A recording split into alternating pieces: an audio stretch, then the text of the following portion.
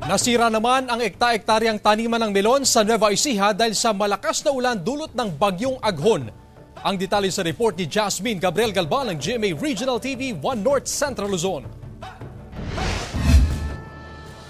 Maagang nag-harvest ng tanim na melon si Mang Ronald sa Rizal, Nueva Ecija. Habang nag-aani ng melon sa mahigit 20 hektaryang taniman, napapailing na lang siya dahil nasira ang mga bunga. Nabitak ang maraming bunga habang ang iba nabulok. Nababad kasi sa tubig ulan ang mga bunga ng melon. Dahil po sa ulan.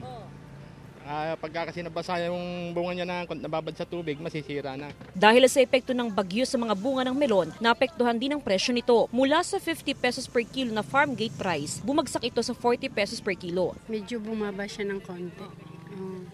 Hindi siya katulad nung nakaraan. Nung nakaraan talagang asing mahal, umabot siya ng 50. Sa monitoring ng Provincial Agriculture Office, marami na raw nakapag-ani ng melon bago pa manalasa ang bagyong Aghon. Kaya lang, marami nakatakdang mag-ani sa mismong araw ng pananalasa ng bagyo. Hindi rin naman daw pwedeng anihin ang melon habang umuulan dahil mas lalong hindi ito mapapakinabangan. Lahat naman po ng crops, pagka excessive po yung water from rain, nakaka-epekto po sa ating mga plants, lalong-lalo na po sa ating mga vegetable crops. Hindi po nila na-anticipate po yung bagyong Aghon. Bukod sa Rizal, melon producer din ang mga bayan ng Talavera, Gimba, Bungabon, San Jose City, San Antonio at Jaén.